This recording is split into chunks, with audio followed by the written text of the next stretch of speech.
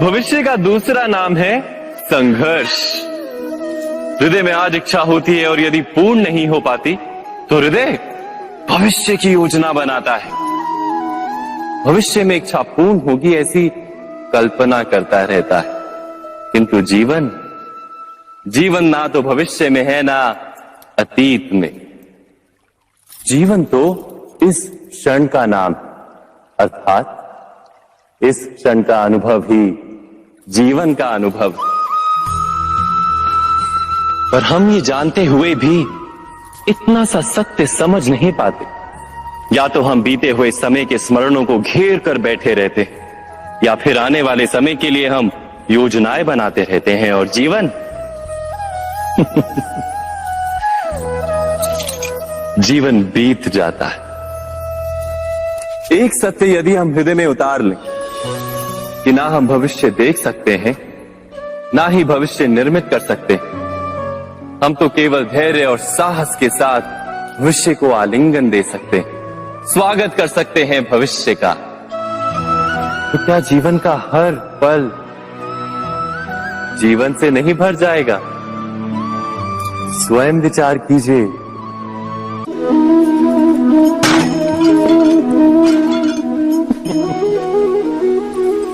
कभी कभी कोई घटना मनुष्य के जीवन की सारी योजनाओं को तोड़ देती और मनुष्य उस आघात को अपने जीवन का केंद्र मान लेता। पर क्या भविष्य मनुष्य की योजनाओं के आधार पर निर्मित होते हैं? नहीं। जिस प्रकार किसी ऊंचे पर्वत पर सर्वप्रथम चढ़ने वाला उस पर्वत की तलाई में बैठकर जो योजना बनाता है, क्या वही योजना उसे उस पर्वत की चोटी तक पहुंचाती है? नहीं। वास्तव में वो जैसे जैसे ऊपर चढ़ता है वैसे वैसे उसे नई नई चुनौतियां, नई नई विडंबनाएं, नए नए अवरोध मिलते हैं। प्रत्येक पद पर वो अपने अगले पद का निर्णय करता है। प्रत्येक पद पर उसे अपनी योजनाओं को बदलना पड़ता है।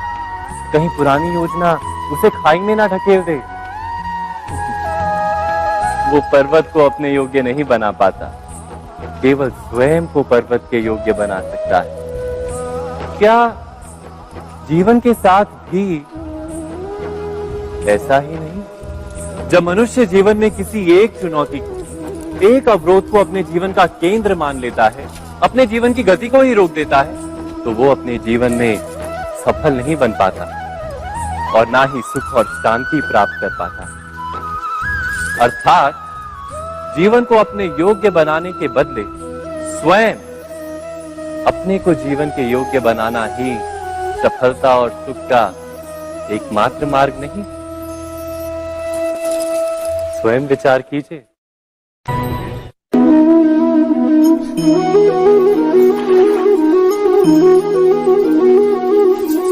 पिता सदा ही अपने संतान के सुख की कामना करते हैं, उनके भविष्य की चिंता करते रहते हैं। इसी कारणवश सदा ही अपने संतानों के भविष्य का मार्ग स्वयं निश्चित करने का प्रयत्न करते रहते हैं। जिस मार्ग पर पिता स्वयं चला है, जिस मार्ग के कंकर पत्थर को स्वयं देखा है, मार्ग की छाया, मार्ग की धूप को स्वयं जाना है, उसी मार्ग पर उसका पुत्र भी चले, यही इच्छा रहती है हर पिता की। निसंदेह उत्तम भावना है ये, किंतु 3 प्रश्नों के ऊपर विचार करना हम भूल ही जाते हैं। कौन से प्रश्न? प्रथम प्रश्न, क्या समय के साथ प्रत्येक मार्ग बदल नहीं जाते? क्या समय सदा ही नई चुनौतियों को लेकर नहीं आता? तो फिर बीते हुए समय के अनुभव नई पीढ़ी को किस प्रकार लाभ दे सकते हैं? दूसरा प्रश्न, क्या प्रत्येक संतान अपने माता पिता की छवि होता है? हाँ, संतानों को संस्कार तो अवश्य माता पिता देते हैं, किंतु भीतर की क्षमता तो ईश्वर देते हैं। तो जिस मार्ग पर पिता को सफलता मिली है, विश्वास है कि उसी मार्ग पर उसकी संतानों को भी सफलता और सुख प्राप्त होगा। तीसरा प्रश्न, क्या जीवन के संघर्ष और चुनौतियां लाभकारी नहीं होती? क्या प्रत्येक नया प्रश्न एक नए उत्तर का द्वार नहीं खोलता? तो फिर संतानों को नए नए प्रश्नों, संघर्षों और चुनौतियों से दूर रखना, ये उनके लिए लाभ करना कहलाएगा या हानि पहुंचाना? अर्थात जिस प्रकार संतान के भविष्य का निर्माण करने के बदले उसके चरित्र का निर्माण करना श्रेष्ठ है, वैसे ही संतानों के जीवन का मार्ग निश्चित करने के बदले उन्हें नए संघर्ष